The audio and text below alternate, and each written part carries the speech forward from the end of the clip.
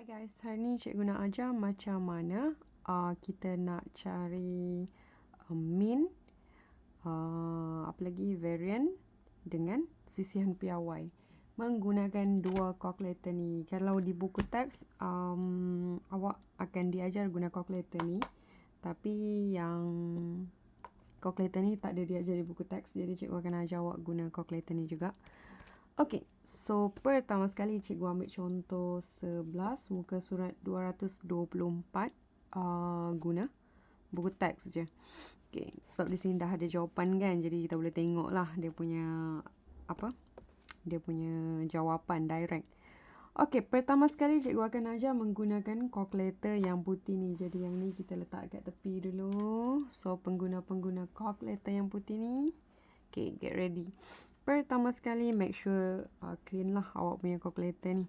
And step kedua, after awak tahu clean, tekanlah menu. Kita tahu yang ni adalah dalam tajuk statistik. Jadi kita ambil statistik yang ni. Okay, awak tekan nombor 6 and awak akan tengok macam ni. Tapi kita tekan AC teruslah, kita nak dalam mode statistik je. Okay, bila awak tengok contoh yang 11 ni, dia bagi contoh ada dua budak ni kan. Soalan dia macam ni. Kalau awak tak faham lah kan.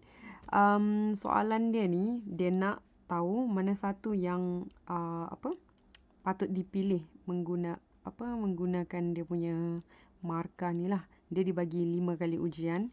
And ujian pertama 40, ujian kedua untuk Aiman lah 70, ujian ketiga 90, ujian keempat 85, ujian kelima 64. Lepas tu John pula 80, 65, 73, 58, 73. Jadi antara dua budak ni, dua student ni, which one ni salah seorang murid akan dipilih untuk mewakili sekolah dalam satu pertandingan kuis fizik. Tentukan siapa yang layak dipilih. Jadi cara nak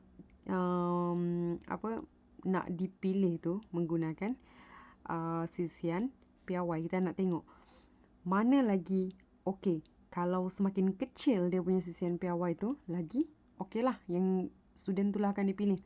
Okey, jadi cara dia adalah kita tengok yang ni, dia ada bagi apa je ni, markah kan, ada 5 kali ujian. Maksudnya dia punya frekuensi tu adalah 5 kali. Okey, so kita akan start with masukkan data. Bila nak masukkan data, kita tekan option. Option, awak pilih nombor 3 ni, data. Masukkan nombor 3, data.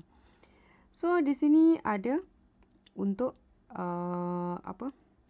masukkan data. Yang ni X kan. Kita tahu tak ada frekuensi pun. Macam 40 ni berapa kali dia dapat. Bukan macam yang soalan yang ada ada kekerapan banyak kali. So yang ni kita ambil yang biasa ni je. Awak tekan 40. Lepas tu 70. Kita tengok Aiman dulu. 70. Lepas tu 90. 85. 64. Okey, dah settle. Okey, awak keluar balik. Kalkulator ni dah simpan data awak dalam ni. Awak keluar balik macam ni, tekan AC. Lepas tu awak tekan option balik. Kalkulator dah simpan data awak, so jangan risau. Awak tekan variable. Ni, variable calculation ni. Tekan nombor 2. Okey. Bila awak tengok di sini ni, dia dah bagi semua direct untuk kalkulator ni. Sekejap tak clear sangat. Cuba turunkan kalkulator ni. Okey. So yang first awak tengok ni, X ni, simbol X ni 69.8. Ni maksud dia punya min. Awak tengok di sini, dia punya min 69.8. Sekejap ya.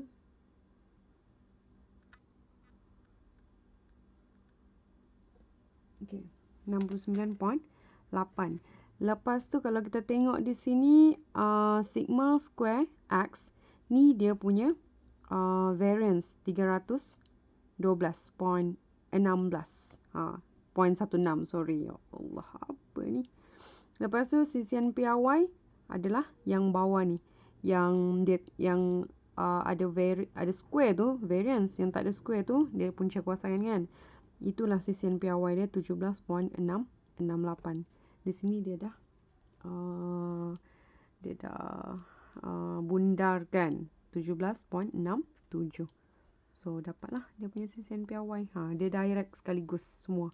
Kalau guna kalkulator yang hitam tu, dia awak kena pilih satu-satu yang mana yang awak nak. Tapi kalau kalkulator ni, dia direct je bagi semua. Okay, kita tengok pula John. Okay, cara awak nak masukkan data John ni balik, awak pergi ke option. Dia masih simpan data Aiman tadi ni. Awak pergi nombor 3. Awak masukkan balik 80, 65, 73, 58, 73. Okay, settle.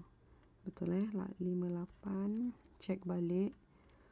80, 65, 73, 58, 73. Okay, settle, keluar. Lepas tu option, kita tengok dia punya data ni. Dia punya min 69.8 still sama. 69.8. Dia punya sisian piawai 7.57. Kita tengok betul ke tidak. 7.57 untuk dia punya sisian piawai. So dia lagi rendah daripada Aiman. John ni lagi rendah daripada Aiman. So maksudnya John akan dipilih untuk menyertai kuis fizik. Okay, macam tu je lah. Settle lah. Itu je cara nak guna kalkulator.